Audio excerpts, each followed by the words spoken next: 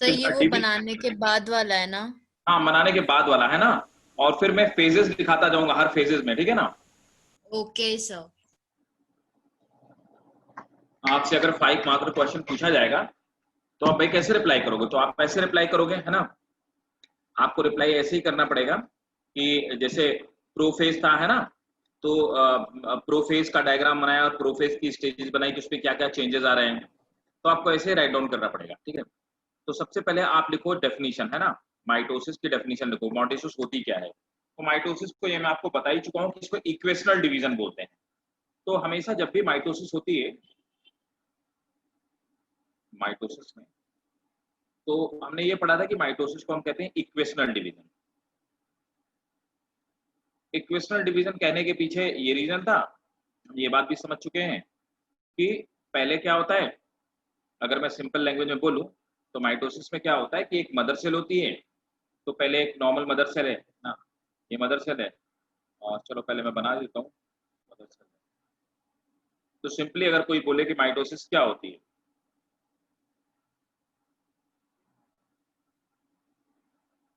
तो हम ये कहते हैं कि पहले यहाँ पर एक मदर सेल होती है। मदर सेल के अंदर यहाँ पर क्रोमोसोम्स होते हैं। तो ये ऐसे क्रोमोसोम्स पाए जाते हैं। तो डिप्लॉइड है मतलब 2n क्रोमोसोम पाए जाते हैं। उसके बाद इंटर करती है। तो इंटरफेज में इसी में क्या होता है कि नंबर ऑफ क्रोमोसोम डबल हो जाते हैं, लेकिन ये अलग अलग नहीं होते। तो इसी में क्रोमोसोम के नंबर डबल हो गए, है ना। ये टेट्रावेलेंट का फॉर्मेशन हो गया। अब इसके बाद क्या होता है, ये हर टेट्रावेलेंट ब्रेक हो जाता है और फिर से नंबर ऑफ क्रोमोसोम क्या होता है, इससे 2 सेल्स का फॉर्मेशन होता है। तो एक मदर सेल 2 डॉटर सेल में ब्रेक हो जाती है। और जब 2 डॉटर सेल में ब्रेक होती है तो यहाँ पर देखो, यहाँ पर क्रोमोसोम कितने हैं, है तो ये 2 है, लेकिन क्रोमोसोम इसमें क्या हो गया, डबल हो गया, डबल। तो क्रोमोसोम यहाँ पे क्रोमोसोम के नंबर से नहीं बढ़े, लेकिन यहाँ पे जो जेनेटिक मटेरियल हो गया, डीएनए जो था वो डबल हो गया, है ना। अब क्या होता है, ये क्रोमोसोम आधे आधे ब्रेक हो जाते हैं। तो 2n क्रोमोसोम यहाँ पे पहुंच गए और 2n क्रोमोसोम यहाँ पे पहुंच गए, ठीक है। तो हम ये कहते हैं, ये दोनों को हम बोलेंगे डॉटर सेल। तो देखो यहाँ पे भी 2n, एक 2n सेल से 2 डॉटर 2n सेल बनी। तो यहाँ पे नंबर ऑफ क्रोमोसोम इक्वल है, इसीलिए माइटोसिस को हम इक्वेशनल डिवीजन कहते हैं। अच्छा, ये जो डिवीजन है यहाँ से लेकर के यहाँ तक, इसके बीच में हमने पढ़ा था कि सबसे पहले प्रोफेज आती है। इसको भी हमने स्टडी के लिए कई सारे फेज में डिवाइड कर लिया। तो पहले प्रोफेज आती है, तो उसके बाद मेटाफेज आती है, जिसमें मेटाफेजिक प्लेट का फॉर्मेशन होता है ना। प्रोफेज, मेटाफेज, फिर एनाफेज, है ना। फिर टीलोफेज। टीलोफेज में न्यूक्लियस ब्रेक हो जाती है और उसके बाद क्या हो जाती है, साइटोकाइनेसिस हो जाती है। तो एक सेल 2 सेल में डिवाइड हो जाती है। ये बातें हम पढ़ चुके थे, डायग्राम में मैं आपको बता चुका, ठीक है ना। तो पहले डेफिनेशन लिखेंगे माइटोसिस की, नोट करेंगे। Mitosis is that type of division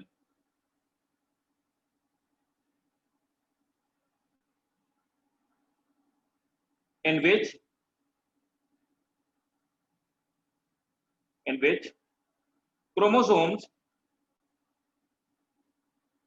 replicate and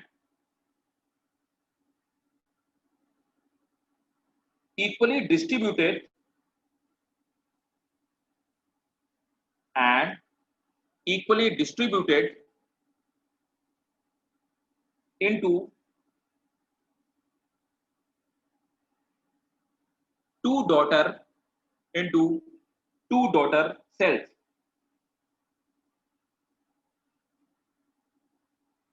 Hence, number of chromosome remains equal. Hence, number of chromosome remains equal in daughter as well as in daughter as well as mother cell. That's why sir as well as as well as in daughter cell. So daughter cell as well as in mother cell, as well as in mother cell. Full stop. That's why we call it equational division.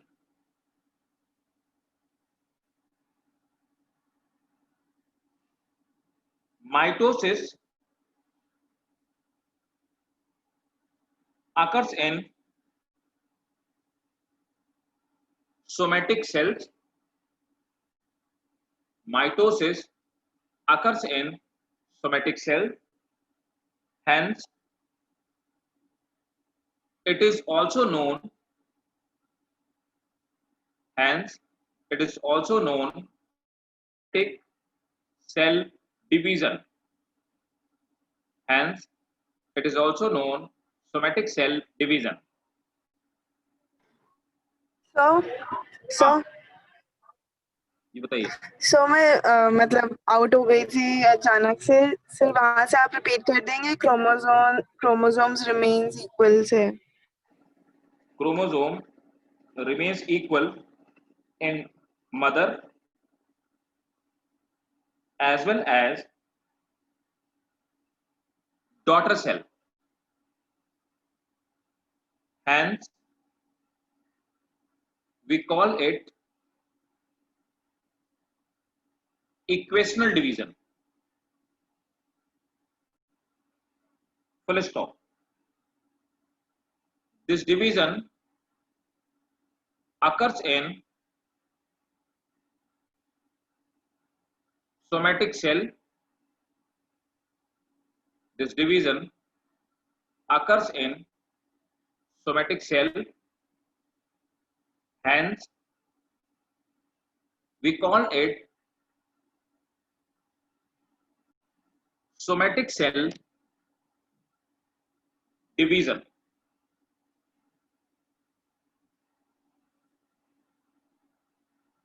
ठीक है. Yes sir. आप देखिए, mitosis अकर इन 2 phases. पहली phase क्या होती है? Nucleus divide करती है. ये मैं बहुत बार आपको बता चुका हूं. पहला पॉइंट क्या है? न्यूक्लियस डिवाइड होता है ना.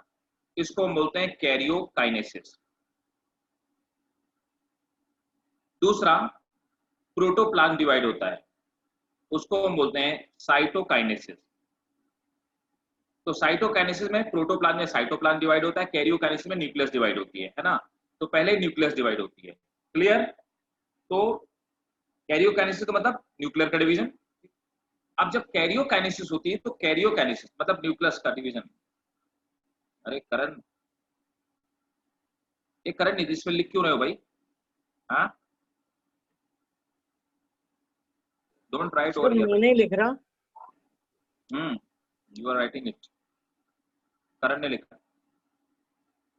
उनमें से कोई भी लिखेगा ना तो मुझे पता चल जाएगा. ऐसे मत करो भाई.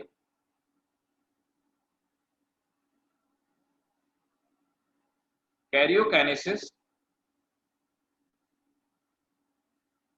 have. अब कैरियोकाइनेसिस में क्या होता है? कैरियोकाइनेसिस में न्यूक्लियस डिवाइड होती है. प्रोफेज, मेटाफेज, एनाफेज और टीलोफेज. तो ये कैरियोकाइनेसिस हो गई. उसके बाद क्या होगा? उसके बाद आपकी होगी साइटोकाइनेसिस. ठीक है. तो एक्चुअल में ये जो हम फेजेस पढ़ते हैं सेल डिवीजन के, ये न्यूक्लियस के डिवीजन के फेजेस है, मतलब कैरियोकाइनेसिस के फेजेस. ठीक है. अब पहली हेडिंग डालेंगे प्रोफेज.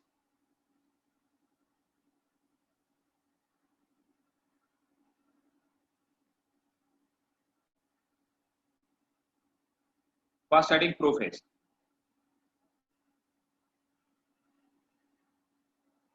अब डायग्राम्स तो मैंने आपने बना ही लिए हैं. प्रोफेज नोट करो. सर एक मिनट, जरा पिछवाई साइड में जा सकता है? हेलो हाँ हाँ, क्या हुआ? जब मैंने बोला आप तो 1 मिनट पीछे वाली साइड में जा सकते हैं।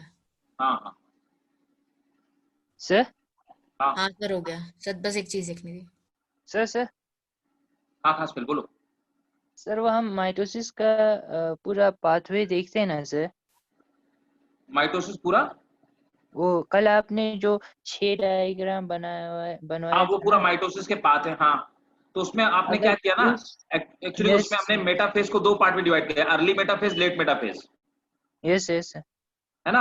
अगर उसके हाँ अगर एग्जाम में ये बनाओ बोलेगा तो यहाँ तक न्यूक्लियर डिवाइड हो गया, उसके बाद एक और स्टेप में साइटोकाइनेसिस दिखा के हाँ, बना सकते हैं सर। साइटोकाइनेसिस नहीं जरूरी नहीं है, खासकर उसी सेम डायग्राम में तुम दिखा सकते हो साइटोकाइनेसिस, है ना? अगर आपसे अच्छा पूछा जाए माइटोसिस क्या होती है तो मतलब सिंपली आप यहाँ टेलोफेज तक दिखा के काम खत्म कर सकते हो, ठीक है? ओके और लास्ट में लिख सकते हो cytokinesis will take place and protoplasm will divide into 2 part along with the cell organelle equally, yes thank you sir. ठीक है? तो अब आ जाते हैं नेक्स्ट। देखिए प्रोफेज नोट करो जल्दी से, नोट करेंगे। First point, the viscosity of cytoplasm increases, viscosity of cytoplasm increases, first point। next point, sir हाँ सर विस्कोसिटी का मतलब बताएगा। मतलब उसकी डेंसिटी एक तरह से विस्कस हो जाता है ना? डेंसिटी बढ़ जाती है, ज्यादा कंसंट्रेटेड हो जाता है, ठीक है? नेक्स्ट पॉइंट,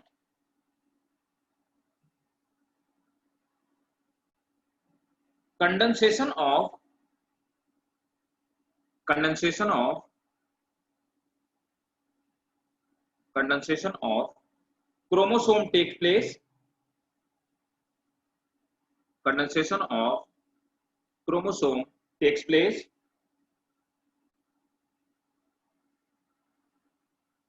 ठीक है? their end, इसी में their ends are not visible at this time,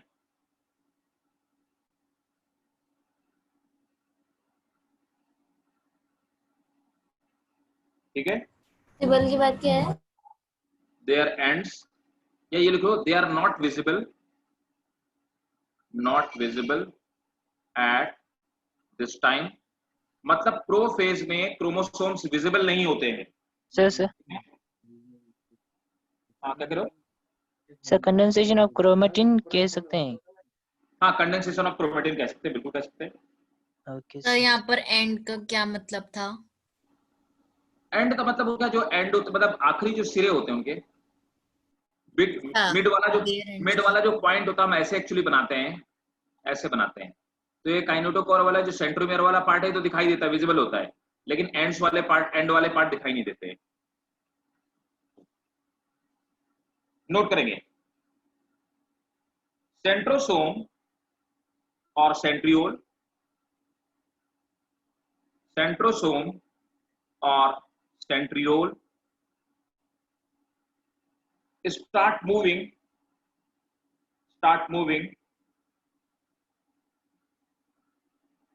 to opposite pole,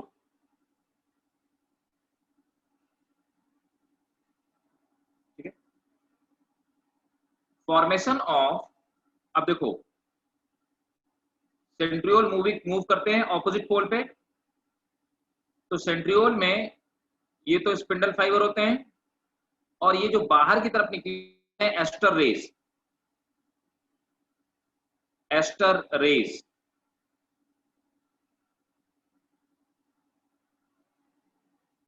तो नोट करेंगे aster rays formation takes place,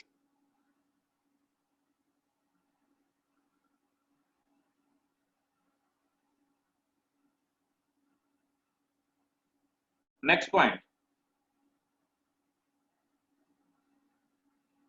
at the mid of prophase,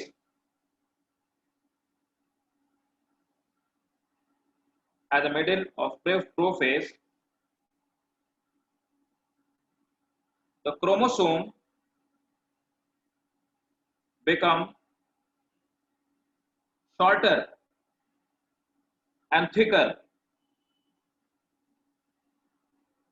sir chromosome become के बाद क्या बोला? Thicker, shorter and thicker.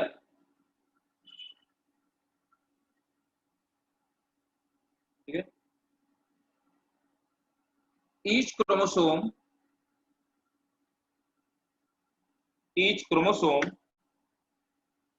consists of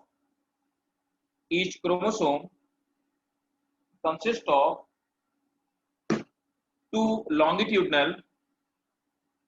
Each chromosome consists of two longitudinal chromatids.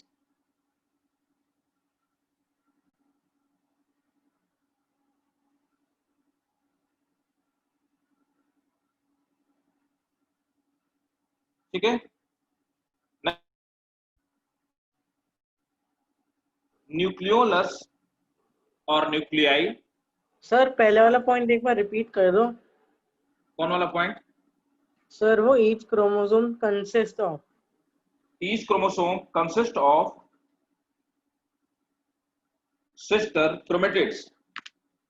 Each chromosome consists of sister chromatids.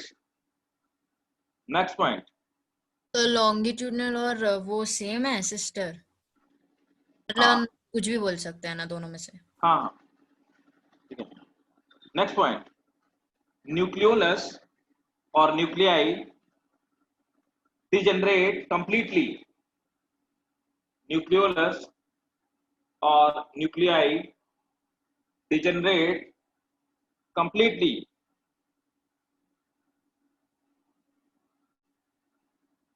Next point.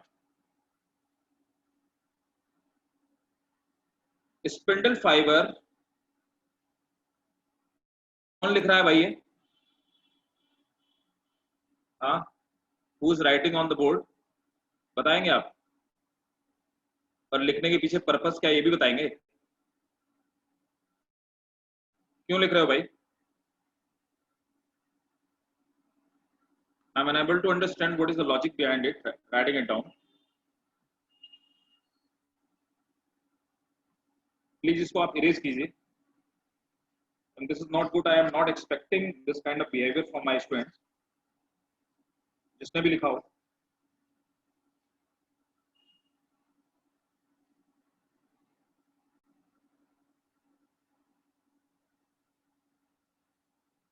Please ऐसा काम मत करिए.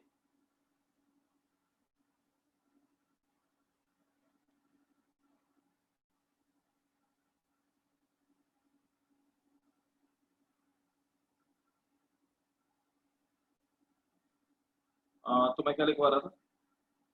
Sir nucleolus and nuclear degenerate completely. Degenerate. Next point. Nuclear envelope also almost degenerate. Nuclear envelope also almost degenerate. ठीक है ना?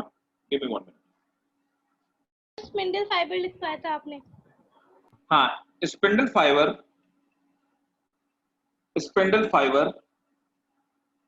formation. Spindle fiber formation takes place. Spindle fiber formation takes place. अब एक second रुको जरा.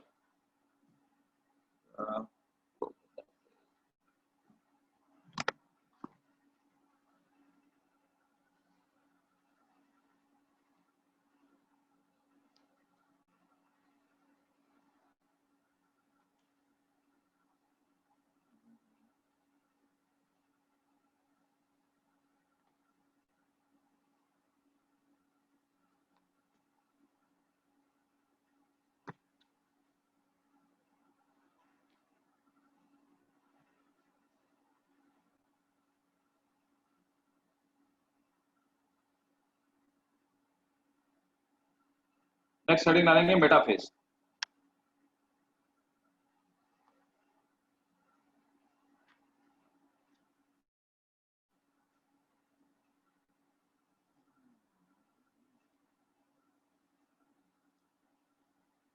एक minute जरा मुझे थोड़ा सा चेक करने दो।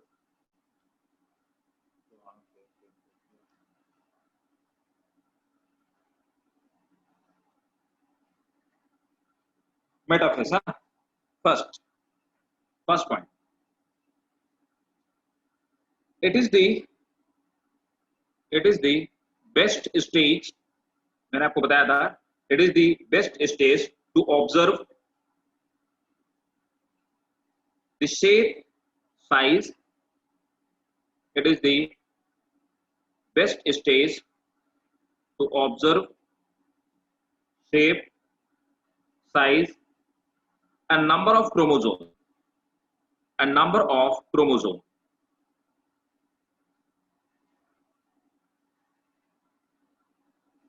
So ऑब्जर्व के बाद रिपीट कर देंगे। It is the best stage to observe shape, size and number of chromosomes.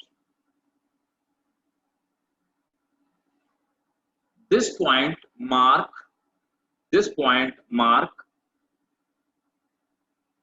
complete degeneration of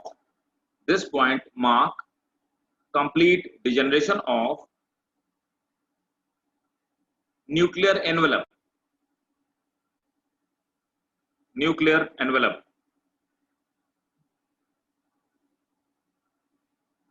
Next point, spindle fibre, मैंने आपको बताया, बताइएगा। इसका मतलब मैंने आपको हाँ ये इसका ये मतलब हुआ, मैंने आपको बताया था कि जो हम क्रोमोसोम देखते हैं उनको माइक्रोस्कोप की हेल्प से सिर्फ मेटाफेज में देखा जा सकता है और किसी भी सेल की स्टेज में क्रोमोसोम को ऑब्जर्व नहीं किया जा सकता। कितने क्रोमोसोम?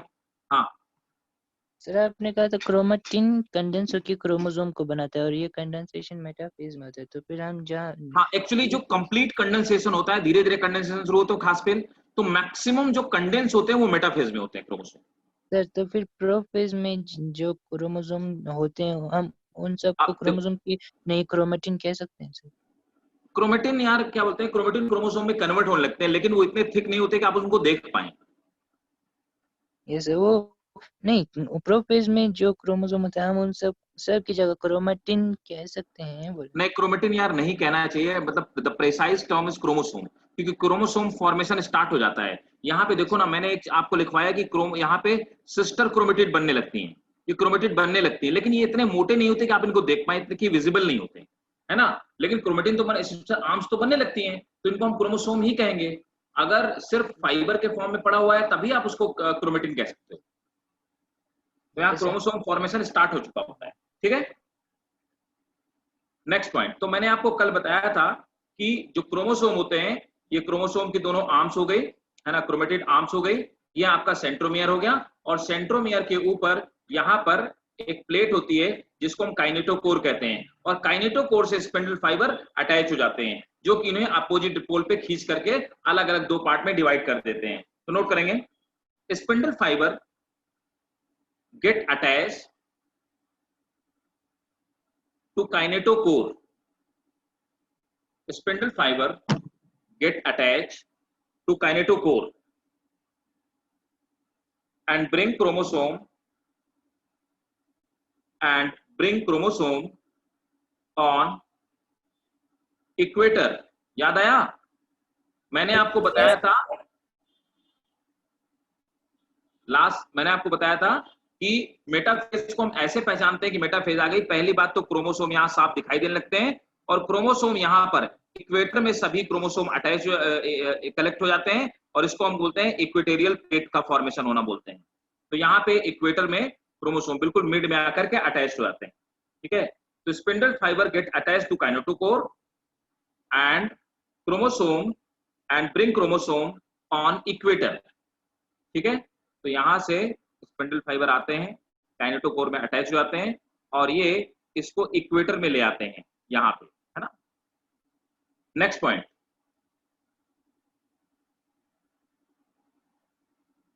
अच्छा एक चीज और बताएं, इस फिनोमेना को हम कहते क्या हैं? मतलब कि इसको जो यहाँ पे अटैच हुए स्पिंडल फाइबर और इसको इक्वेटर में ले आए, इस प्रोसेस को हम लोग बोलते हैं कांग्रेशन बोलते हैं।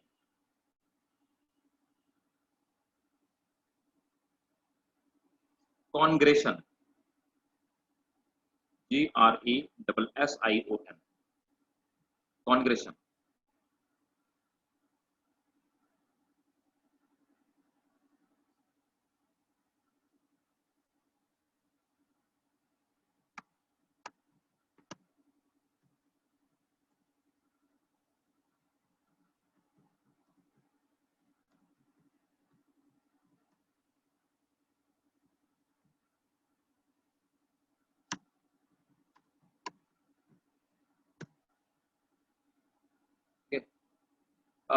नोट करेंगे। The centromere of all chromosome, the centromere of all chromosomes lie in equator, which form an sir chromosome के बाद क्या बोला आपने? the centromere of all chromosome, the centromere of all chromosome lies in equator, this is called equatorial plate, this is called equatorial plate। तो हम metaphase को ऐसे पहचानते हैं, देखो प्रोफेज को कैसे पहचानते हैं कि ये आपका न्यूक्लियोलस डिजेनरेट हो जाता है और न्यूक्लियर एनवेलप डिजेनरेट हो जाता है ना, और क्रोमोसोम क्रोमोसोम में कन्वर्ट होने लगता है। मेटाफेज को कैसे पहचानते हैं? सबसे इसका पिक्यूलियर फीचर है इक्वेटोरियल प्लेट का फॉर्मेशन हो पाना। ठीक है, clear? Yes sir. Yes, sir. Note करेंगे एनाफेज, थर्ड फेज, नेक्स्ट वाली फेज एनाफेज।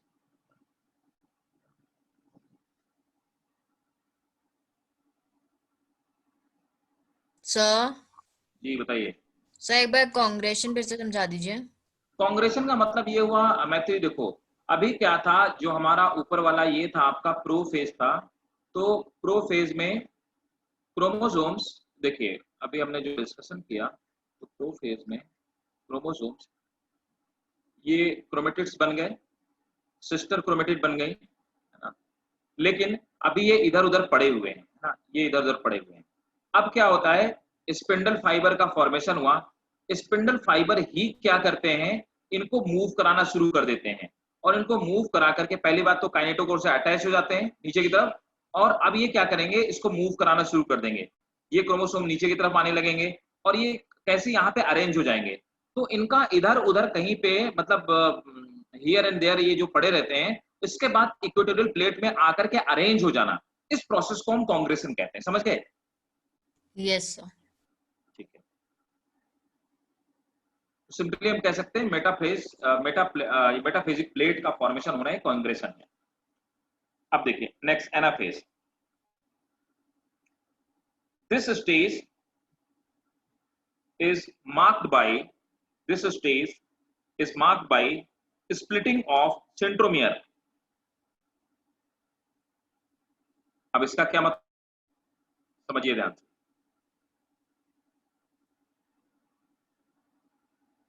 ये सेंट्रोमियर है,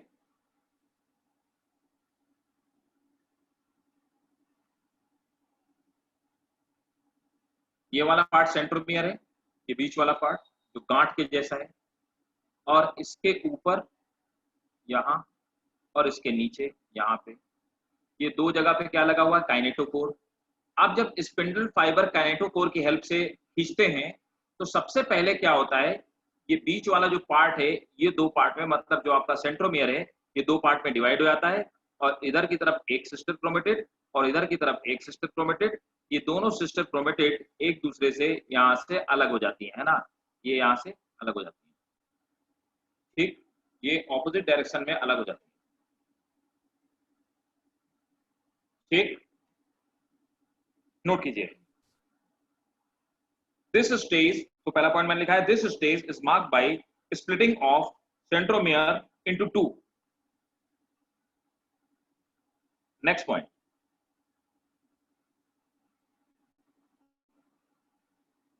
The shortening of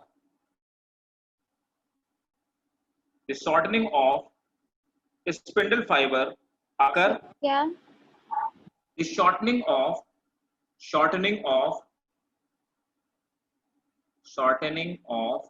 मतलब स्पिंडल फाइबर छोटे होने लगेंगे.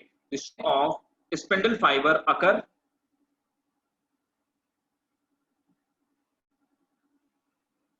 ठीक है. Next point. अब होता क्या है, देखिए आपको डायग्राम तो हालांकि मैं बनवा ही चुका हूं, लेकिन फिर भी मैं बता दे रहा हूं. अब यहाँ पर ये दो अलग अलग पार्ट में डिवाइड हो गए. तो जब ये डिवाइड हो गए तो ये क्रोमोसोम हो गया, और इसी के साथ वाला जब दो पार्ट में डिवाइड हो गया तो अब ये शॉर्ट होते हैं. तो ये जब शॉर्ट होते हैं स्पिंडल फाइबर, ये आपके स्पिंडल फाइबर शॉर्ट होंगे तो क्या करेंगे, इसको इस पोल पे खींचेंगे और इसको इस पोल की तरफ खींचेंगे. तो जब शॉर्ट होंगे तब पोल पे खींचना शुरू करेंगे, है ना. तो इनकी शॉर्टनिंग होना शुरू होती है एनाफेज में, जिससे ये ऑपोजिट पोल में दो पार्ट में टूट तो गए हैं, और टूटने के बाद ये दो पार्ट में ऑपोजिट पोल पे मूव करना स्टार्ट करते हैं क्रोमोसोम. ठीक है, नोट करेंगे. तो एक बार शॉर्टनिंग ऑफ के बाद बता दीजिए. शॉर्टनिंग ऑफ के बाद guess of second the point. shortening of spindle fiber occurs. Shortening of fiber occur. Next point. The separated chromatid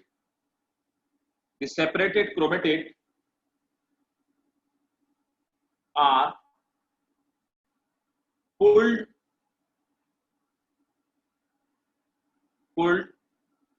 towards pole.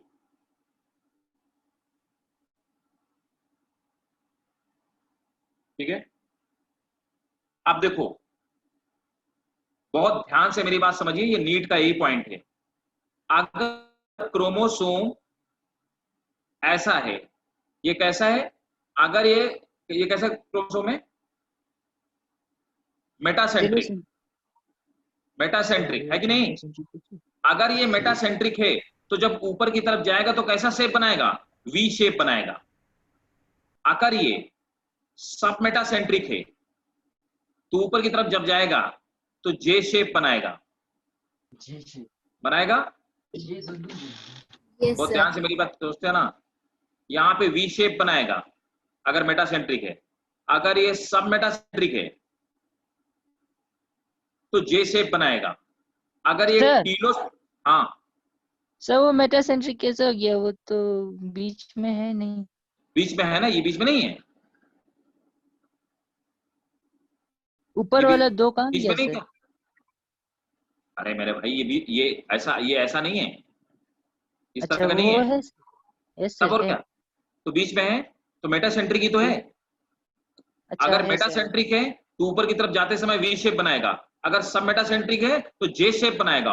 और अगर टीलोसेंट्रिक है तो क्या बनाएगा, आई शेप. तो अगर आपसे पूछा जाए कि वी शेप, जे शेप या आई शेप क्रोमोसोम किस स्टेज में देखे जा सकते हैं, तो आंसर होगा आपका एनाफेज. सर एक्रोसेंट्रिक में कैसे शेप होगा? किसमें, आई एक्रोसेंट्रिक शेप. एक्रोसेंट्रिक में आई शेप हो ना, सर ऐसे नहीं, ये दिखेगा. तो टीलोसेंट्रिक में है. किसमें, आई शेप तो टीलोसेंट्रिक में है. अच्छा जे शेप ही दिखाई देगा, देखो ना, वो तो मेटासेंट्रिक, सब मेटासेंट्रिक और ये टीलोसेंट्रिक, तो ये दोनों में जे जे, शेप दिखाई दे. तो ये जीआई सब मेटासेंट्रिक है ना. हाँ देखो कैसे बनेगा ना, ये भी तो जे ही हुआ. ठीक है, तो Yes, क्रोमोसोम तीन ही शेप के दिखाते हैं. नोट करेंगे. During migration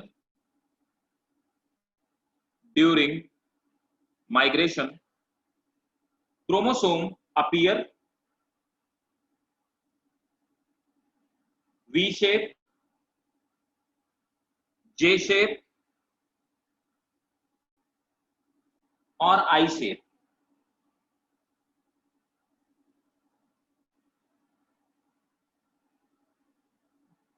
fourth, telophase.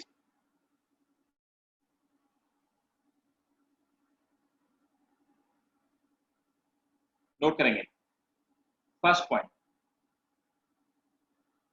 in this phase chromatid reach to their pole, reach to their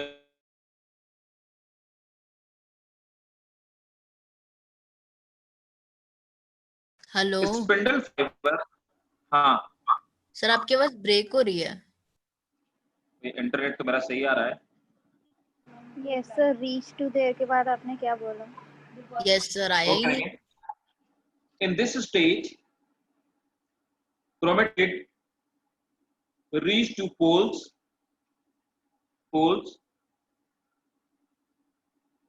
chromatid reach to poles। Next point, spindle fiber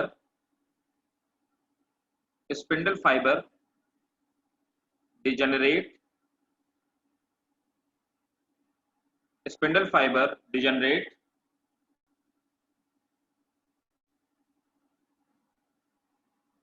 and nuclear envelope reappear,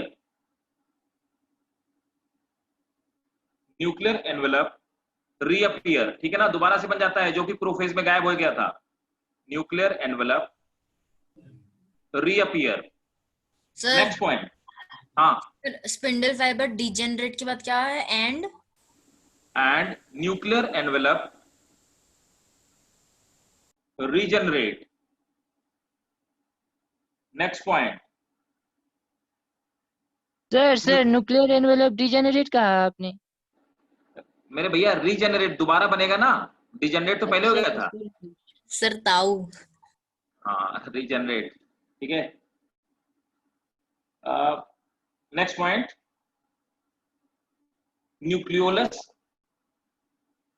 Golgi nucleolus, Golgi ER reappear।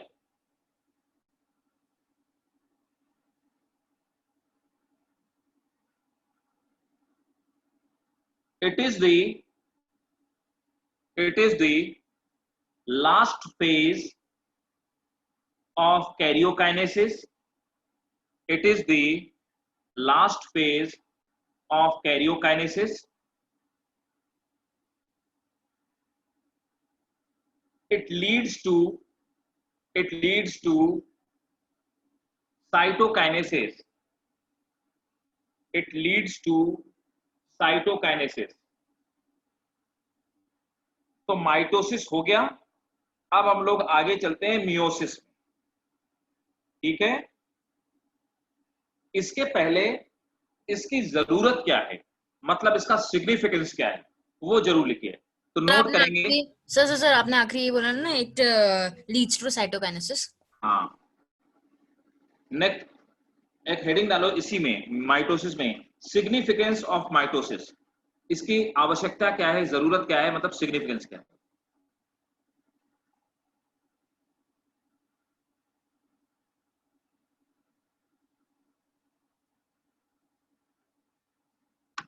It result the production of diploid daughter cell। Sir it क्या? It results to production of diploid sir daughter cell। हाँ sir अगर अच्छा, okay sir. it result to production of diploid daughter cell। क्योंकि आपको school में पूछा जाएगा। Next point, it help in growth of multicellular sir helps in के बाद क्या बोला था? growth of multicellular animal. Next point. Contribute in cell repair. Contribute in cell repair and asexual reproduction. Next point. Continuous growth of plant is due to mitosis. Continuous growth of plant is due to mitosis in meristematic tissue. Sir इनके बाद क्या है? Meristematic tissue. ठीक है भाई?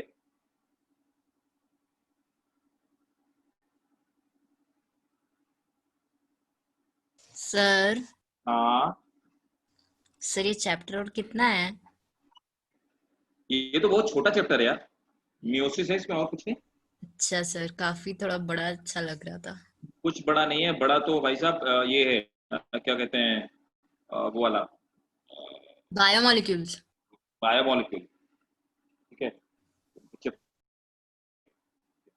वो लेंदी है, उसमें कुछ खास है नहीं, लेकिन वो लेंदी बहुत है। ठीक है, तो हालांकि उसमें जो एंजाइम वाला पार्ट है उसके मैं हैंड रिटन नोट्स दे दूंगा, कैसे कैसे भी मिस पर्ची को देकर। सर ये कब तक खत्म हो जाएगा ये वाला? जल्दी जल्दी करोगे तो एक दिन में खत्म हो जाएगा। आज भी कर सकते हैं हम लोग। सर खत्म करेंगे। मियोसिस बचा है, ठीक है ना? नोट जल्दी से लिखो। Note. Yes sir. Azide note करके, azide and cyanide inhibit prophase. Sir इन क्या? इनहिबिट प्रोफेज मतलब प्रोफेज को आगे बढ़ने नहीं देते, रोक देते हैं। मतलब माइटोसिस के रोक सकते हैं। सर ये होता क्या है नाइड और साइनाइड? ये तो पॉइजन है। दे आर माइटोसिस, इनको पॉइजन्स बोलते हैं, माइटोटिक पॉइजन। सर साइनाइड और साइनाइड सेम है? साइनाइड ही तो होता है। सर वही वाला पॉइजन ना जिसे टंग पे रखते ही इंसान डेड हो जाता है? क्या कह रहे हो, नहीं समझ में आ रहा मुझे। क्या? सर जैसे ही वो टंग के कांटेक्ट में आता है वैसे ही डेड हो जाता है इंसान। वो तो पोटेशियम साइनाइड है। वही बोल रही हूँ सर मैं। साइनाइड वो तो केसियन होता है ना, वो तो केसियन है। That is combination of potassium, carbon and nitrogen. Cyanide this is CN group. हाँ तो सर वही बोल रही हूँ मैं, साइनाइड और साइनाइड अलग अलग है ना? हाँ अलग अलग। ठीक है, अब मियोसिस में आ जाओ। ठीक है सर, और ये एजाइड क्या है? सेम? हाँ, एजाइड भी ऐसे ही है, पॉइजन सब्सटेंस है। ये मैंने आपको नीट के लिए लिखवाया। अब देखिए, अब आइए मियोसिस में। सर आपने पॉइंट का मतलब तो बताया ही नहीं। लिखवाया तो, दे इनहिबिट प्रोफेज, ये लिखवा दिया। हाँ सर, तो वो कैसे? अब वो प्रोफेज को रोक देते हैं, आगे बढ़ने नहीं देते, प्रोफेज को वहीं पे स्टॉप कर देते हैं। वो जितने भी तो वो कहाँ पर होते हैं? एंजाइम्स को ब्लॉक कर, एंजाइम की एक्टिव साइट को ब्लॉक कर देते हैं ये, जिसकी वजह से आगे की कोई भी रिएक्शन हो नहीं पाती है। अच्छा अच्छा अच्छा, एक्सटर्नल। हाँ बोलिए। सर प्रोफेज के अलावा मेटाफेज में इनको यूज करेंगे तो ये रोक सकेगा उन्हें? नहीं कर सकेगा। वो अच्छा, काम कॉल्चिसिन कर सकता है। बहुत सारे होते हैं ऐसे माइटोजेंस। ठीक है, तो अब हम लोग पढ़ने वाले हैं मियोसिस। मियोसिस कहाँ गया डायग्राम? सर रुकिए, हाँ सर बोलो। एक छोटा सा सर क्वेश्चन था सर, ब्रेन ज्यादा इम्पोर्टेंट है या हार्ट, मतलब आपको क्या लगता है? ब्रेन ज्यादा इंपॉर्टेंट है? Heart. Heart? Yes sir. Obviously heart. Sir क्यों? ऐसा क्यों? क्योंकि भैया जब बच्चा अपने मदर के अंदर डेवलप होता है ना, तो न्यूरॉन्स बाद में डेवलप होते हैं, सर्कुलेटरी सिस्टम पहले डेवलप हो जाता है। सर कौन ज्यादा पहले आता है ये नहीं पूछा मैंने, इम्पोर्टेंट इम्पोर्टेंट। तो वही तो मैंने बोला कि तो एक बात बताओ, किसी भी बच्चे के बर्थ लेने के लिए पहले किसका होना चाहिए? तो बर्थ की बात नहीं कर रही हूँ सर मैं, ऐसी जनरल बात कर रही हूँ। जनरल तो दोनों इंपॉर्टेंट है, कोई भी चीज काम करना बंद करेगा आदमी मर जाएगा। तो मेरे ख्याल से तो ब्रेन ज्यादा इम्पोर्टेंट होना चाहिए। ब्रेन बिल्कुल नहीं, ऐसा कुछ नहीं है, दोनों सर ब्रेन इंपॉर्टेंट को है। फंक्शन करने के लिए हार्ट की वजह यस से सर। ब्लड नहीं क्या क्या क्या होता है। क्या? सर कुछ नहीं सर, मैं तो ये हार्ट बोलने वाली, मेरा पॉइंट तो सर ये है कि क्या कहते हैं, नहीं हुआ है। आर्टिफिशियल हार्ट का भी और सर ये सिस्टम आ चुका है सर, लेकिन ब्रेन्स का जो कॉम्प्लेक्स स्ट्रक्चर है ना न्यूरॉन्स का, वो कोई भी नहीं कर सकता। देखो जो जो आर्टिफिशियल हार्ट है ना, जिसको एविया कोर बोलते हैं ना, वो एविया कोर है ना, और एक वो कौन सा 25 करके है, वो भाई 400 सेकंड सिर्फ काम करते हैं और वो ऑपरेशन के टाइम भी यूज किए जाते हैं। आर्टिफिशियल हार्ट लगाया नहीं जा सकता किसी को। सर बना तो लिया है ना सर टेक्नोलॉजी, अब अरे वो दोष दे। वो जो बनाया हुआ है वो सिर्फ ऑपरेशन के टाइम पे यूज किया जाता है, और 400 सेकंड मैक्सिमम, उससे ऊपर नहीं। हाँ तो सर एविया, अभी ऐसा है ना सर, लेकिन ब्रेन का तो ऐसा कुछ नहीं बनाया गया ना। हाँ ब्रेन का ऐसा कुछ नहीं बनाया, मतलब ब्रेन कॉम्प्लेक्स ज्यादा है। इंपॉर्टेंट आप तो पूछ रहे इंपॉर्टेंट कौन सा है, तो ब्रेन इज तो न्यूरॉन्स तो सबसे ज्यादा कॉम्प्लेक्स चीज है। हम तो ब्रेन की सभी फंक्शनैलिटी नहीं जानते अभी। सर अभी Yet 400 to सेकंड बनाया सर, एक दिन भी बना सकते हैं उसके बाद वो तो हो जाएगा, लेकिन ब्रेन कभी नहीं बन पाएगा इसीलिए। लेट्स सी, वर्चुअल इंटेलिजेंस पे हम काम तो कर रहे हैं ना। सर ऐसा तो नहीं होगा ना कि ब्रेन में अब सिम घुसा दी और सिम की जगह वर्क कर रहे हैं हम? बिल्कुल बिल्कुल, अभी हम ब्रेन में रिसेंट डिस्कवरीज है, यूके की लेबोरेटरी ने डिस्कवर कर लिया है कि हम ब्रेन का पर्टिकुलर कोई मेमोरी का पार्ट डिलीट कर सकते हैं। एडिटिंग में भी डिलीट का ऑप्शन आ गया है, एडिशन का ऑप्शन नहीं आया, अपलोड का ऑप्शन नहीं आया और डाउनलोड का ऑप्शन नहीं आया। एडिटिंग लेकिन पॉसिबल हो गई है। सर लेकिन फिर भी हार्ट ज्यादा इम्पोर्टेंट, सॉरी ब्रेन ज्यादा इम्पोर्टेंट है। अच्छा ठीक है, अब देखो, अब आ जाते हैं मियोसिस में। तो मियोसिस क्या है, समझिए मेरी बात को। माइटोसिस और मियोसिस में, तो मेरी बात को बहुत गौर से समझिएगा। पहले क्या होता है मियोसिस में, अब देखिए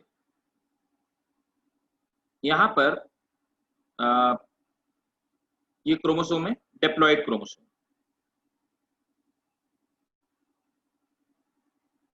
अब ये एक 2n सेल है। 2n सेल में इंटरफेज में क्या होगा, डीएनए की सिंथेसिस होगी। तो इंटरफेज हुई, इंटरफेज में डीएनए की सिंथेसिस होती है। जब इंटरफेज में डीएनए की सिंथेसिस होती है तो अब यहां पर वो टेट्रावैलेंट बनेंगे, मतलब कि जो कंटेंट है डीएनए का वो डबल हो गया। ठीक है, एक्चुअल में हो तो गया 4n, लेकिन ऐसा होता है अलग ना होने की वजह से ये रहता 2n ही है, लेकिन इसमें डीएनए कितना है, डीएनए इसमें डबल हो गया, मतलब 4n के बराबर डीएनए हो गया, तो डीएनए इसमें डबल हो गया। अब क्या होता है यहां पर, बहुत गौर से मेरी बात को समझिएगा। अब ये दो पार्ट में इक्वली डिवाइड हो जाएगी। तो ये वाला जो स्टेप होगा, इस वाले स्टेप में एक सेल दो छोटे छोटे सेल में डिवाइड हो जाएगी, दो डॉटर सेल में डिवाइड हो जाएगी। लेकिन होगा यहां पे क्या कि one set of chromosome will move in every cell। तो दो डॉटर सेल बनी और दोनों ही डॉटर सेल क्या हो गई, हैप्लॉइड। तो हैप्लॉइड हो गई क्योंकि नंबर ऑफ क्रोमोसोम आधे हो गए। लेकिन अभी देखिए ये जो एक क्रोमोसोम है इसके अंदर डीएनए का कंटेंट डबल है, इसे डिवाइड करेगा, फिर से दो सेल में डिवाइड करेंगे, है ना। तो दो सेल फिर से दो फर्दर सेल्स में डिवाइड करेगी। जब ये फर्दर दो सेल में डिवाइड करेंगी तो अब क्या होगा, जैसे अभी हमने माइटोसिस में पढ़ा था, माइटोसिस में क्या हुआ था, अब ये क्रोमोसोम दो इक्वल पार्ट में टूट जाएगा और टूटने के बाद सब में एक एक क्रोमोसोम अंदर चला जाएगा। तो इस तरह से जब माइटोसिस हुई थी तो दो डॉटर सेल बन रही थी, लेकिन यहाँ पे मियोसिस जब होती है तो एक मदर सेल से चार डॉटर सेल बनती हैं। लेकिन चारों डॉटर सेल कैसी होती हैं, हैप्लॉइड होती हैं। यहाँ पे नंबर ऑफ क्रोमोसोम आधे हो गए, डिप्लॉइड से हैप्लॉइड हो गए, इसीलिए हम आप इसको कहते क्या है, we call it reductional division. Clear है? सर एक बार स्टार्टिंग से बता दोगे, मेरा थोड़ा नेटवर्क इशू हो गया था। ठीक है, चलो हम फिर से बता देते हैं। देखो, मैंने ये कहा कि एक डिप्लॉइड सेल होती है जो कि मियोसिस में जाना चाहती है, मियोसिस करना चाहती है। इंटरफेज में क्या होता है, इसमें डीएनए की सिंथेसिस होती है, मतलब नया डीएनए कंटेंट बनता है। तो डीएनए यहाँ पर डबल हो जाता है, मतलब 4n के बराबर हो जाता है, लेकिन ये रहता डिप्लॉइड ही है। तो यहाँ पर डीएनए का कंटेंट डबल हो गया। अब क्या हुआ, इसमें मियोसिस फर्स्ट होती है। सर मतलब वो डीएनए रेप्लिकेट हो कह सकते हैं? डीएनए रेप्लिकेट हो गया, यही तो होता है इंटरफेस में, यही तो पढ़ा हमने, डीएनए रेप्लिकेट हो जाता है, तो डीएनए कंटेंट डबल हो गया। अब क्या होता है कि यहाँ पर ये दोनों क्रोमोसोम अलग अलग हो गए और 2 डॉटर सेल बन गई। तो यहाँ पर डिप्लॉइड से 2 हैप्लॉइड डॉटर सेल बन गई, इसको मियोसिस फर्स्ट बोलते हैं। अब क्या हुआ, मियोसिस सेकंड जो होती है वो बिल्कुल माइटोसिस की तरह होती है। मियोसिस फर्स्ट तो अलग है, लेकिन मियोसिस जो सेकंड होती है बिल्कुल माइटोसिस की तरह होती है। यहाँ पर सेम जैसे माइटोसिस हुआ था, स्पिंडल फाइबर बनेंगे, सेंट्रोमियर 2 पार्ट में डिवाइड हो जाएंगे और हर पार्ट में एक एक क्रोमोसोम चला जाएगा और 4 डॉटर हैप्लॉइड क्रोमोसोम का हैप्लॉइड सेल्स का फॉर्मेशन हो जाएगा। तो मियोसिस 2 फेज में होती है, meiosis first and meiosis second. और यहाँ पर एक डिप्लॉइड सेल से 4 हैप्लॉइड सेल्स बनती हैं, नंबर ऑफ क्रोमोसोम आधे हो जाते हैं, इसीलिए इसको हम लोग रिडक्शनल डिवीजन कहते हैं। क्लियर? अब देखिए, ये इंटरफेज है, प्रोफेज हुआ, नंबर ऑफ क्रोमोसोम डबल हो गए जैसे मैंने आपको बताया, तो इनको हम टेट्रावैलेंट कहते हैं। तो टेट्रावैलेंट का फॉर्मेशन हुआ। अब क्या हुआ, देखिए, प्रोफेज में न्यूक्लियर एनवेलप आपका गायब हो गया, है ना, न्यूक्लियोलस गायब हो गया। अब क्या हुआ, मेटाफेज में इक्वेटोरियल प्लेट पे टेट्रावैलेंट अरेंज हो गए। टेट्रावैलेंट अरेंज होने के बाद अपोजिट पोल्स पे चले गए। अपोजिट पोल पे जाने के बाद अब होता क्या है, ये ना, तो टीलोफेज फर्स्ट, तो प्रोफेज मेटाफेज। आपकी वॉइस ब्रेक हो रही है सर, रिपीट कर दीजिए। हाँ सर रिपीट कर दीजिए, आपकी वॉइस ब्रेक हो रही थी। चलो फिर से रिपीट कर देता हूं मैं। नहीं देखो सर, यहाँ पर, पूरा हाँ नहीं सर, आपने जहाँ 4 डॉटर सेल्स के बाद से। हाँ, तो वही उसके बाद बता रहा हूँ। इंटरफेज में ये न्यूक्लियोलस है, ये न्यूक्लियर एनवेलप है, और यहाँ पे अंदर जो भरा हुआ है क्रोमेटिन है, और ये सेंट्रोसोम है। अब क्या होता है, देखिए, ये जो आपके सेंट्रोसोम्स हैं, ये 2 अलग अलग अपोजिट पोल पे मूव करना शुरू कर देते हैं। ठीक है, ये ऑपोजिट पोल पे मूव करना शुरू कर देते हैं, है ना। अब उसके बाद क्या होता है कि स्पिंडल का फॉर्मेशन हो जाता है, स्पिंडल फाइबर का फॉर्मेशन होने लगता है। स्पिंडल फाइबर का फॉर्मेशन होने के बाद अब देखिए यहाँ पर ये टेट्रावैलेंट होते हैं। सर आपकी आवाज नहीं आ रही। फॉर्मेशन हो जाता है। हाँ सर आपकी आवाज ना बीच बीच में बहुत ज्यादा ब्रेक हो जा रही है। ऐसा हो रहा है, सर बिल्कुल नहीं आ रहा है बीच में। ताऊ डायग्राम दिख रहा है साफ? हाँ सर, Yes, sir. डायग्राम दिख रहा है। डायग्राम दिख रहा है, आवाज नहीं आ रही। सर आ रही है, बस कभी कभी बीच में ब्रेक हो जा रही है। बड़ा अजीब अजीब। बहुत ज्यादा। अच्छा, कभी कभी बीच में ब्रेक हो जा रही है। Yes sir. ओके, तो चलो कोई नहीं, मैं फिर से बता देता हूँ, है ना। सर वो पोल से रिपीट कर दीजिए, वो डिफरेंट, एक ऊपर चला जाता है, एक नीचे चला जाता है। ठीक है, देखिए, एज यूजुअल जैसे हमने पढ़ा हुआ था, ये सेंट्रोसोम है, सेंट्रोसोम। सेंट्रोसोम ऑपोजिट पोल में मूव करना शुरू कर देते हैं और स्पिंडल फाइबर का फॉर्मेशन शुरू हो जाता है, स्पिंडल फाइबर बनने लगते हैं। अब क्या होता है, ये टेट्रावैलेंट का फॉर्मेशन हो जाता है, आपके टेट्रावैलेंट बनते हैं। टेट्रावैलेंट क्यों बने? क्योंकि यहाँ पर डीएनए का कंटेंट डबल हो गया। अब मेटाफेज में एज यूजुअल ये ऑपोजिट पोल पे पहुंच चुके होते हैं आपके सेंट्रियोल, और वहां से ये स्पिंडल फाइबर बन जाते हैं। स्पिंडल फाइबर क्रोमोसोम को इक्वेटोरियल प्लेट पे अरेंज कर देते हैं, क्योंकि मेटाफेज का मतलब ही होता है इक्वेटोरियल प्लेट का फॉर्मेशन। उसके बाद एनाफेज आती है। एनाफेज में क्या होता है कि क्रोमोसोम ऑपोजिट पोल पे मूव करना शुरू कर देते हैं। उसके बाद क्या है, यहाँ पे आती है टीलोफेज। टीलोफेज में क्या होता है कि ये जो क्रोमोसोम्स होते हैं ऑपोजिट पोल पे जा चुके होते हैं, लेकिन देखो यहाँ पर माइटोसिस में क्या हुआ था, न्यूक्लियर एनवेलप बन गया था, न्यूक्लियस बन गया था, लेकिन वहां ऐसा नहीं होता है। यहाँ पर न्यूक्लियर एनवेलप का फॉर्मेशन नहीं होता है, न्यूक्लियस का फॉर्मेशन नहीं होता है, और दो इक्वल सेल में डिवाइड हो गई है ना। अब उसके बाद क्या होता है, सेम फिर वही प्रोफेज फर्स्ट, स्पिंडल फाइबर बनने लगे, सेंट्रोसोम मूव करने लगे, मेटाफेज सेकंड, तो प्रोफेज सेकंड, मेटाफेज सेकंड में मेटाफेजिक प्लेट बन गई। मेटाफेजिक प्लेट बनने के बाद अब जो क्रोमोसोम जैसे माइटोसिस में हुआ था, अब सेंट्रोमियर डिवाइड कर गया, सेंट्रोमियर अलग अलग डिवाइड कर गया। सेंट्रोमियर से डिवाइड करने के बाद ऑपोजिट पोल पे चले गए, ऑपोजिट पोल पे जाने के बाद साइटोकाइनेसिस हो गई, और साइटोकाइनेसिस होने के बाद 4 सेल्स का फॉर्मेशन हो गया। क्लियर है? तो सेकंड वाली जो स्टेज है बिल्कुल माइटोसिस से मैच करती है।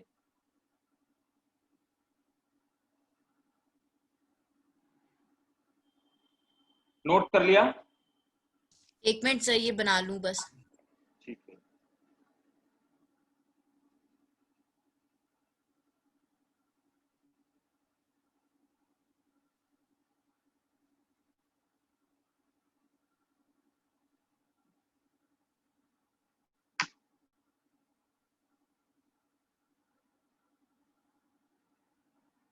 बना लिया सर। बना लिया? सर अभी रुक जाओ। ये से उसने पहले से बना के रखा था। अच्छा, आपकी सुनता का मैं सर, वो पहले बना लेते हैं। ओके।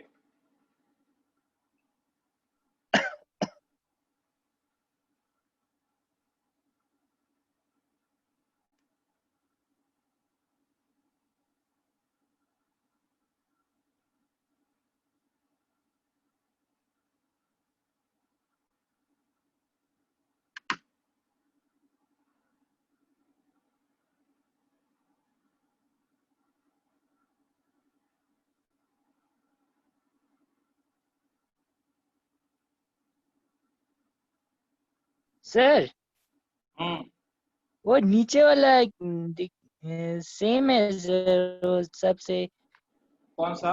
लास्ट वाला, लास्ट वाला सर, वो प्रोफेज थर्ड बोलेंगे, क्या बोलेंगे, सेकंड बोलेंगे? लास्ट वाला कौन सा? नीचे, सबसे नीचे सर। सबसे नीचे ये वाला? हाँ जी, उसी लाइन में सबको, ये? सबका प्रोफेज वही, सबका सर, सबका। हाँ, ये तो सेम है ना दोनों का, यस ठीक सर। है ना, ये तो सेम है, दोनों में सेम प्रोसेस चलेगा। Okay, thank you sir.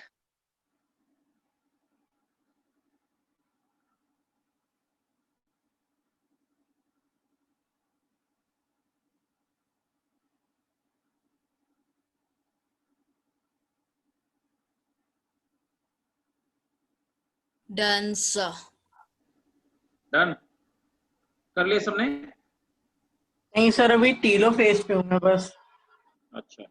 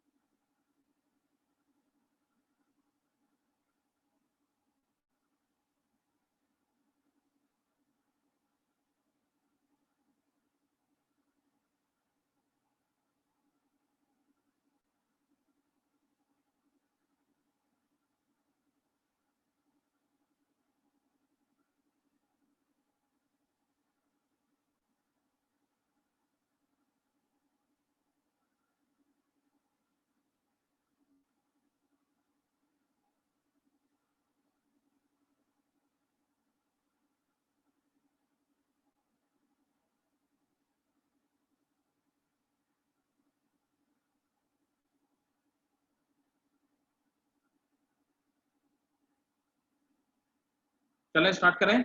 Sir हो गया। ठीक है, चलिए लिखिए। अब देखो एक चीज और है यहीं पे, है ना। मियोसिस में जो मियोसिस की प्रोफेज होती है, प्रोफेज सबसे लंबी फेज होती है। प्रोफेज को हम कई सारे पार्ट में डिवाइड करते हैं, लेप्टोटीन, जाइगोटीन, पैकेटीन, डिप्लोटीन और डाइकिनेसिस। ठीक है, इतनी फेज इसकी होती है प्रोफेज, है ना। तो मियोसिस की प्रोफेज सबसे लंबी फेज होती है। क्लियर? तो कैसे लिखवाऊं मियोसिस की प्रोफेज? देखो यहां तक समझ में आ गया ना? कोई डाउट तो नहीं ना? No sir. तो चलो मियोसिस का प्रोफेज देखो, वो आपको समझना ही पड़ेगा, आपके पास कोई ऑप्शन नहीं है।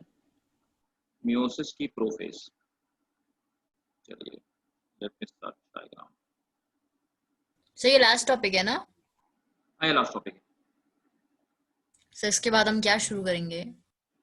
सबसे घटिया चैप्टर बायोमोलिक्यूल। क्यों घटिया सर? घटिया चैप्टर? उससे एक क्वेश्चन आता है नीट में, पढ़ाना ढेर पड़ता है। अच्छा इसलिए घटिया। और क्या, उसका रेलेवेंट नहीं है ज्यादा, और उसमें जो चीजें दे रखी हैं वो सब मुझे दोबारा 12th में भी पढ़ानी होती हैं। सर डबल मेहनत। हाँ डबल मेहनत। सर कोई नहीं सर, फायदा कुछ खास आपको याददाश्त बहुत खतरा हो जाएगा उससे। क्या बोल रहे हैं क्या कह रहा सर? था? अपनी मेमोरी फुल हो सकती है। अरे ये क्या हुआ? मतलब सर आपको बहुत याद रहेगा बोला मैं। अच्छा इसने ऐसा बोला। देखो भाई क्या है, ये प्रोफेज की स्टेज है। तो मियोसिस, प्रोफेज, फर्स्ट, इसको हम लेप्टोटीन में डिवाइड करते हैं। समझिए न्यूक्लियर एनवेलप देखो धीरे धीरे डिजेनरेट हो रहा है, लेकिन कंप्लीटली डिजेनरेट नहीं हुआ, ये पूरी प्रोफेज है। तो लेप्टोटीन, न्यूक्लियर मेम्ब्रेन गायब होने लगती है। अब देखो यहां पर रेप्लिकेटेड क्रोमोसोम कंडेंस होते हैं, तो यहां पे क्रोमोसोम का कंडेंसेशन होता है। ठीक है, दूसरी है जाइगोटीन। जाइगोटीन का मतलब होता है, जाइगो का मतलब होता है बाईवैलेंट, तो बाईवैलेंट फॉर्मिंग, ये दो दो के पेयर बनना शुरू हो जाते हैं। तो देखिए यहां पर ये दोनों पेयर अलग थे, यहां पे बाईवैलेंट का फॉर्मेशन हो जाता है, बाईवैलेंट बनने लगते हैं। उसके बाद क्या होता है, साइनेप्सिस का फॉर्मेशन होता है। साइनेप्सिस होता है मतलब ये जो सिस्टर क्रोमेटिड है, ठीक है ना, ये दोनों आपस में सिस्टर क्रोमेटिड चिपक जाती है, कहीं कहीं पे एक पॉइंट पे, बहुत सारे पॉइंट पे चिपकती हैं। अब उनमें क्या होता है, क्रॉसिंग ओवर होता है। अंडरलाइन कर रहा हूं मैं, ध्यान रखिएगा।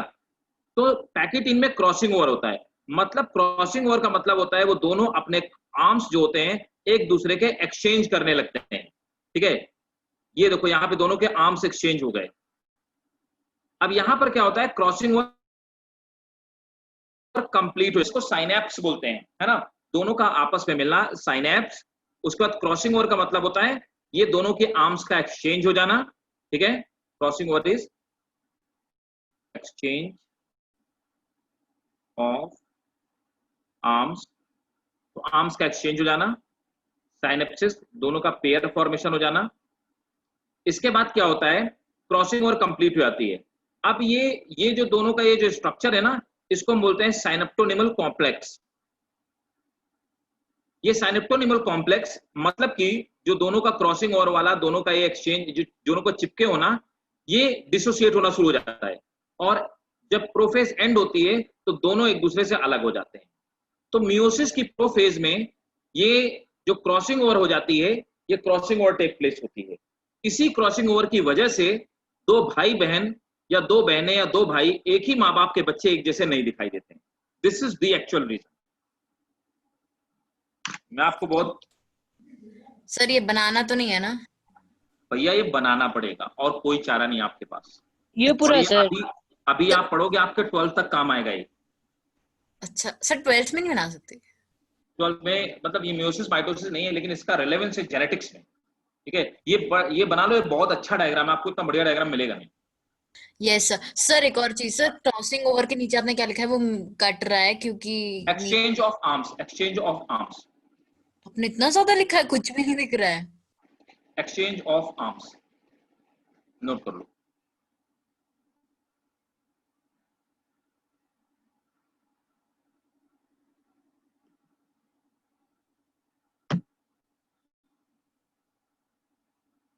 सर मेरे को एक चीज जाननी है। बताइए। सर जब वो क्रॉस कर रहे थे तब ऐसा क्यों नहीं हुआ कि एक ब्लू हो और एक रेड हो? जब वो क्रॉस कर रहे थे तो देखो ना, ऐसा है तो। नहीं सर, ब्लू ब्लू साथ में है फिर भी।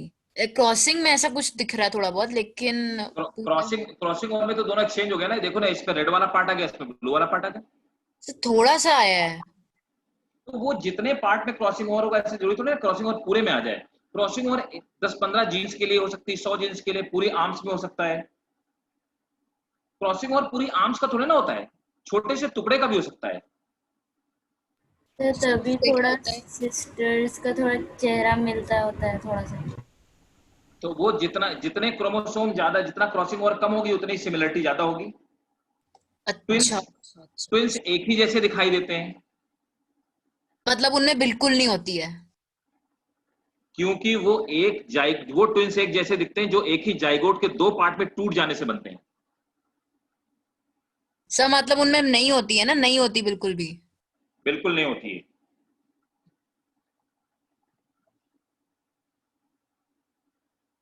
सर आप ये सारा फिजिक्स लिखवाओगे ना? हाँ बिल्कुल लिखवाएंगे भैया। Okay sir. सर ताऊ।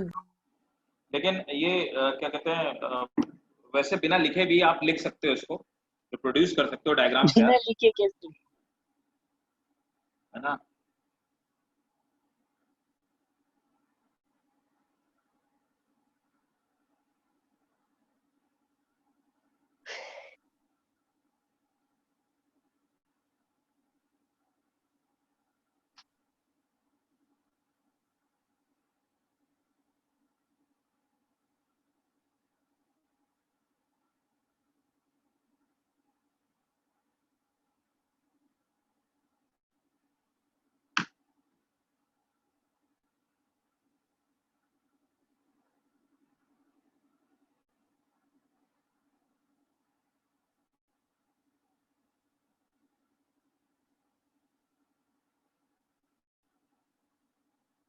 सर आप एक बार फिर से बता सकते हैं क्रॉसिंग ओवर के बाद क्या लिखा था? मैं फिर से लिख रही हूँ उसको। Exchange of arms.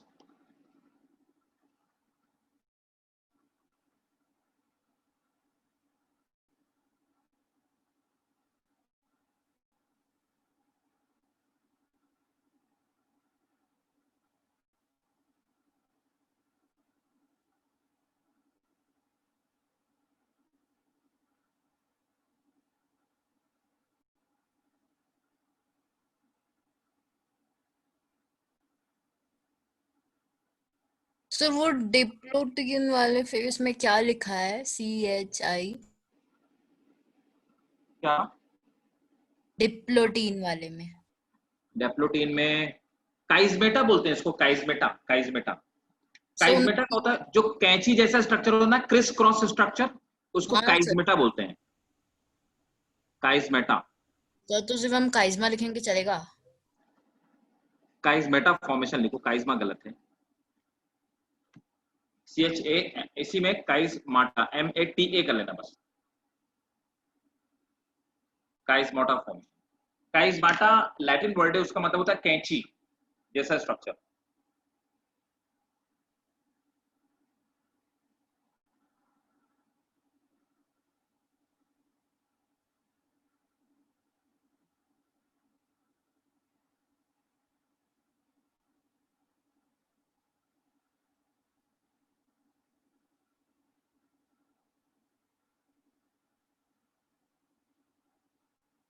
सर हम्म, आपने वो क्या कहा था कि क्रॉसिंग ओवर जितना ज्यादा होगा सिमिलरिटीज उतना ज्यादा होगा सर? क्या क्या? Crossing over sir, crossing over में जितना क्रॉसिंग ओवर ज्यादा होगा सिमिलरिटीज ज्यादा होगा कम होगा सर? जितना कम। क्रॉसिंग ओवर ज्यादा होगा उतनी इंटरमिक्सिंग ज्यादा होगी, डिसिमिलरिटी कम होगी। Okay sir. जितना सर क्रॉसिंग ओवर, मतलब जेनेटिक मटेरियल में वैरायटी जितनी होगी, उतना ही ऑर्गेनिज्म ज्यादा क्या होगा, क्वालिटीफुल होगा। डिफरेंट।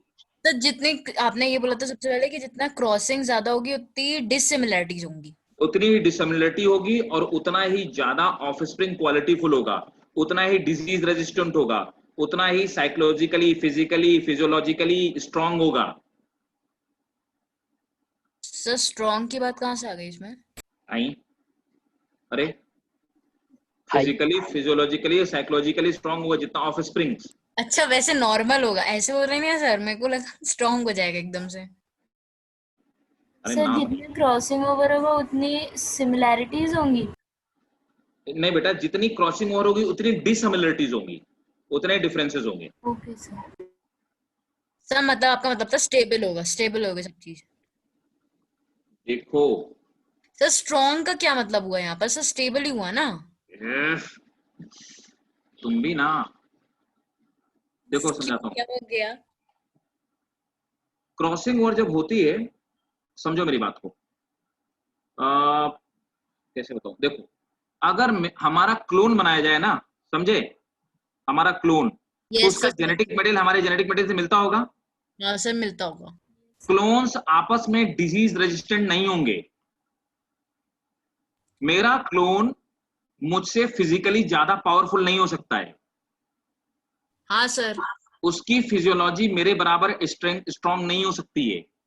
यस। ठीक है, क्यों? क्योंकि जेनेटिक मटेरियल में क्रॉसिंग ओवर नहीं हुआ है। क्रॉसिंग ओवर कब होता है? जब गैमीट का फॉर्मेशन होता है, समझ गए? सर इसमें स्ट्रॉन्ग की कहाँ बात आई, मैं बोल रही थी। अरे यार देखो भाई, सर आपने स्ट्रॉन्ग के बारे में कुछ कहा ही नहीं। तुम कहना क्या चाहती हो, मैं समझ नहीं पा रहा हूँ मैत्री। सर आपने कहा था जो मैं समझ नहीं पा रही हूँ, सर आपने स्ट्रॉन्ग वर्ड यूज किया था। स्ट्रॉन्ग से आपका क्या मतलब है यहाँ पर? फिजिकली स्ट्रांग, शरीर उसका। हट्टा कट्टा सर। हाँ आप सही कह रहा हो।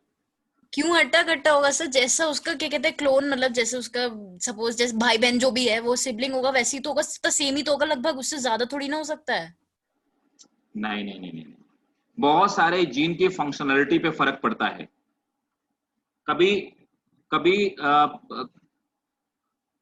कभी आपने ऐसा देखा है कि हमेशा मतलब across across across the world जो रियल सिस्टर रियल ब्रदर होते हैं तो marriage is prohibited between them. क्या क्या क्या? जो रियल सिस्टर और रियल ब्रदर में मैरिज कभी नहीं हो सकती है, नहीं हो सकती ना। क्यों? नहीं हो सकता। There is a scientist, his name is Hardy Weinberg. Hardy Weinberg का कहना है कि रीजन ये है कि जितना जेनेटिकली सेम जीन्स इंटरमिक्स करेगा उतना ही आने वाली ऑफ स्प्रिंग लेस क्वालिटीफुल होती जाएगी और वीक होती जाएगी। हाँ सर जितना ये ही याद आ समझे, गया। जितना जेनेटिकल इंटरमिक्सिंग होगी उतना ही ज्यादा आने वाले ऑफ स्प्रिंग स्ट्रांग होते जाएंगे, समझ गए? आप देखो क्रॉस ब्रीड लोग डॉग क्यों रखते हैं, सुना कभी, सोचा कभी? व्हाई नहीं। People prefer cross breed dog? Cross breed इसलिए लगते हैं क्योंकि वो डिजीज रेजिस्टेंट होते हैं, वो फिजिकली ज्यादा स्ट्रांग होते हैं, साइकोलॉजिकली ज्यादा स्ट्रांग होते हैं फ्रॉम देयर ओरिजिनल पेरेंट्स। देखना क्रॉस ब्रीड एनिमल्स ज्यादा प्रेफर किए जाते हैं अक्रॉस द वर्ल्ड। हॉर्सेस की बात की जाए, चाहे काउस की बात की जाए, बुफेलोस की बात की जाए, क्रॉप्स की बात की जाए, ठीक है, because genetical intermixing produces more competent offsprings. इसीलिए मैंने आपसे बोला कि जितना क्रॉसिंग ओवर होगा, जेनेटिकल इंटरमिक्सिंग जितनी होगी, उतनी ही जो सेल्स नहीं बनेंगी वो ज्यादा फिजिकली फिजियोलॉजिकली स्ट्रांग होंगी।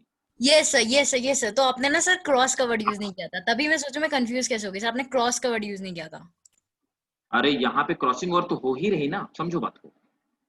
जब स्पर्म का फॉर्मेशन होगा तो मियोसिस होगी, तो हाँ एक मियोसिस में एक सेल से 4 स्पर्म बनेंगे, चारों स्पर्म बनने में क्रॉसिंग ओवर होगी।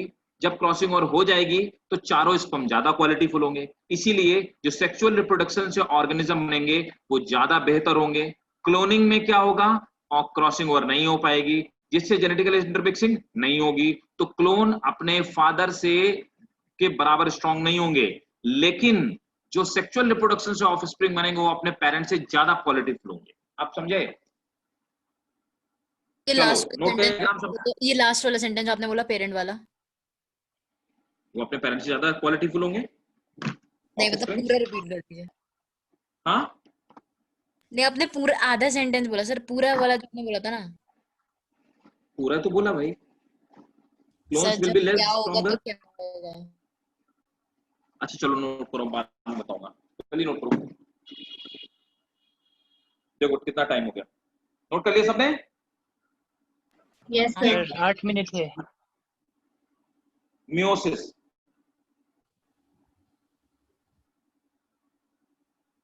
मियोसिस किसने खोजा था? Takes place in 2 step.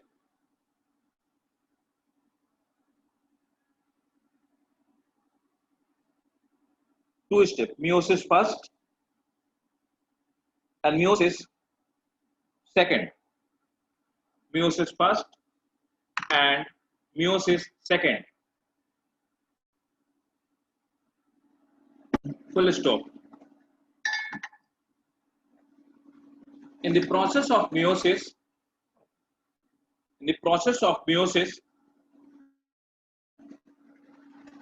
number of daughter cell, number of chromosome in the process of meiosis, number of chromosome becomes half, number of chromosome becomes half in daughter cell. So becomes. Number of chromosome becomes half in daughter cell. So becomes के बाद क्या है? Becomes half, HALF, half in daughter cell. That's why we call it reductional division. That's why we call it reductional division.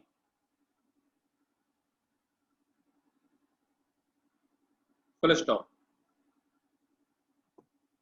Meiosis first heading डालेंगे, फिर डालेंगे prophase first, prophase first. इसमें लिखेंगे prophase first में, this is the longest phase of meiosis.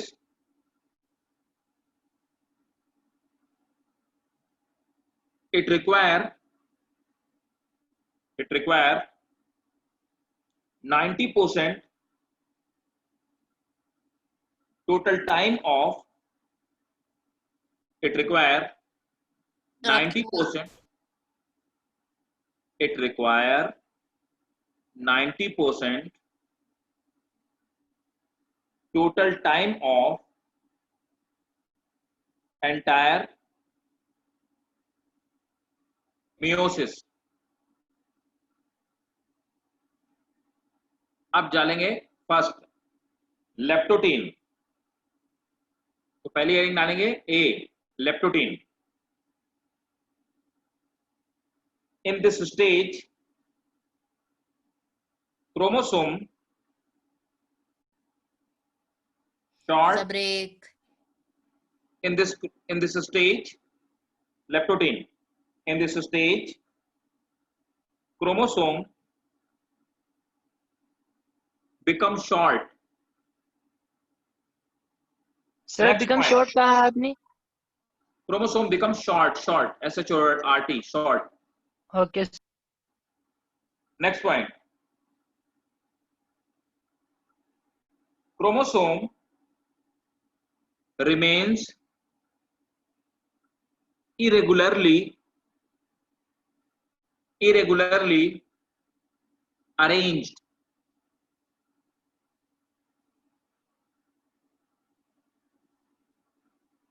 Next point.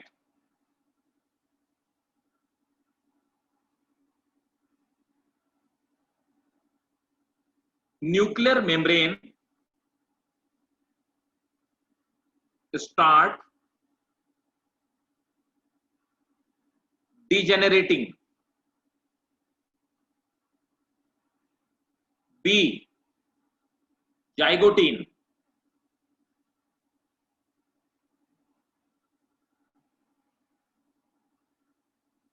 Synapsis, sir start Zygote. Degenerating के बाद zygotene, next heading B, zygotene. Pairing of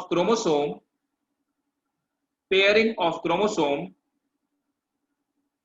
takes place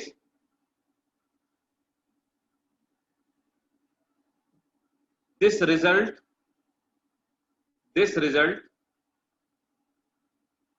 pairing of chromosome takes place। अच्छा next class है, ठीक है ना, और next